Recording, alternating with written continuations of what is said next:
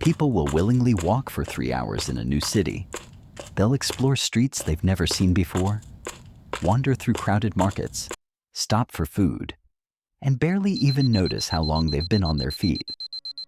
But put that same person on a treadmill for 12 minutes, and suddenly they're checking the timer every 30 seconds like reality itself slowed down. And that's a strange thing when you think about it, because technically, both are cardio, both involve movement, both burn energy, but one feels natural and the other feels like punishment. Most people never really question that difference. They just assume cardio is supposed to feel miserable. And honestly, modern fitness culture reinforces that idea constantly. The harder you breathe, the more serious the workout feels. The more exhausted you are afterward, the more productive it seems. People will finish a workout completely destroyed, then spend the next 3 days avoiding it. And somehow that still feels more effective to them than the workout they could repeat consistently without mentally dreading it first. That's the weird part. Most people don't choose cardio based on what they can actually stick to.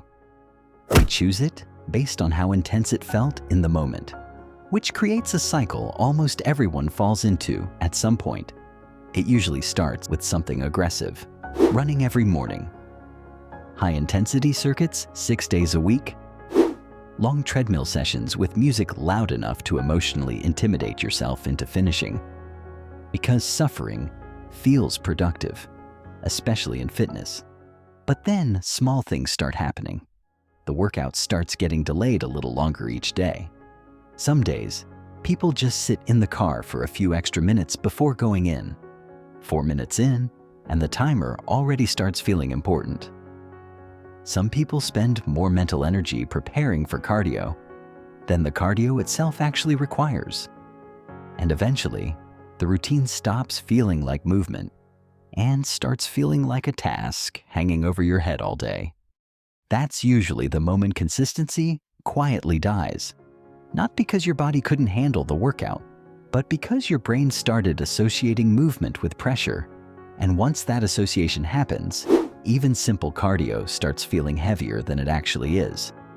That's why people can walk around an airport for an hour carrying luggage, but feel emotionally exhausted 10 minutes into jogging. The issue usually isn't movement itself. It's the emotional experience surrounding the movement. That's the part most fitness advice skips. People talk about optimal cardio constantly, but optimal on paper means almost nothing if the routine slowly becomes something you avoid. Because eventually the best cardio is not the one that burns the most calories in 20 minutes. It's the one your brain doesn't slowly start resisting over time. For some people, that's walking while listening to music.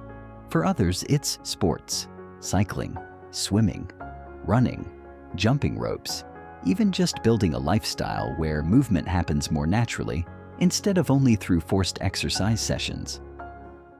We keep things simple and factual here. Straight facts,